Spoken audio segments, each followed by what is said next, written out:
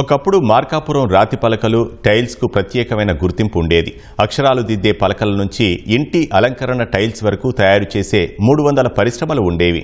కృత్రిమ పలకల రాకతో పరిశ్రమల సంఖ్య ప్రస్తుతం 25కు చేరుకుంది. సుమారు 25,000 మంది కార్మికులు రోడ్డున పడ్డారు. చైనా లాంటి దేశాల్లో కొత్త డిజైన్లతో సిరామిక్ టైల్స్ రూపొందిస్తుండటం వల్ల గిరాకీ తగ్గి ఆదాయాన్ని కోల్పోయామని పరిశ్రమల యజమానులు చెబుతున్నారు. ప్రభుత్వం ఆదుకోవాలని విజ్ఞప్తి చేస్తున్నారు. అనేక రకమైన డిజైన్లు వస్తున్నాయి. కస్టమర్స్ అడిగిన దానికి ఓనరు సరైన టైంలో ఇవ్వలేకపోతున్నాడు.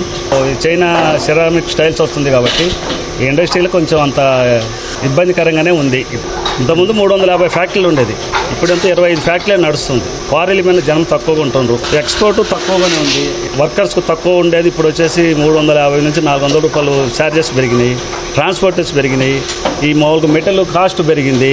ఓనర్లకు మటుకు అంత ఉపయోగకరంగా అయితే లేదు ఇండస్ట్రీ. ఇప్పుడు వ్యాపారాలు చాలా తగ్గిపోయినాయి. దానికి కారణం ఏంటంటే కొంత ఈ ఎలక్ట్రికల్ పవర్ ఛార్జెస్, కొంత కూలీల రేట్లు పెరగడం, కొంత సేల్స్ కూడా లేకుండా పోయింది. ఒకప్పుడు ఇక్కడ నుంచి పలకలు ఎగుమతి మలేషియా, సింగపూరు, వియత్నాము ఆ దేశాలకు వెళ్ళేవి. ఇక్కడ లోకల్ మార్కెట్ వచ్చేసి కేరళ, కర్ణాటక, ఒరిస్సా అట్లా వెళ్ళేవి. ఇప్పుడు అవి కూడా చాలా తగ్గిపోయినవి.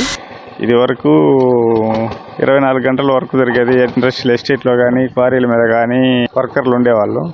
ఇప్పుడు ఈ పరిస్థితుల ప్రభావం వల్ల, మైనింగ్ ప్రభావం వల్ల, ఎక్కువ రాయల్టీలు తీసుకున్న వల్ల ఈ అంతరించిపోయింది ఇది.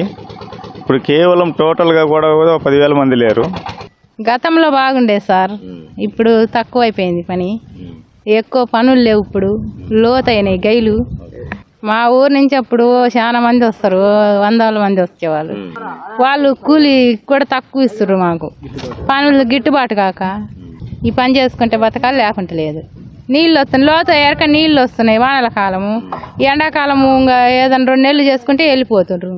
సహసిద్ధమైన పలకలతో తయారు చేసి గృహోపకరణాలకు తయారు చేస్తున్న మార్కాపురం పలకల ఇండస్ట్రీ ఈరోజు దుర్భర పరిస్థితిలో ఉన్నాయి. ఒకప్పుడు ప్రపంచ ప్రఖ్యాతిగాంచిన పలకలుగా పేరు తెచ్చుకున్న ఈ మార్కాపురం పలకలకి సరైన మార్కెటింగ్ విధానం లేక, అదేవిధంగా కృత్రిమంగా తయారవుతున్న పలకలని పోటీలు తట్టుకోలేక ఈ పరిశ్రమల పరిస్థితి దయనీయంగా తయారైంది. ఒకప్పుడు ఈ ప్రాంతంలో 300 నుంచి 400 పరిశ్రమలు ఉండగా ఈరోజు 30 పరిశ్రమలు కూడా లేవు.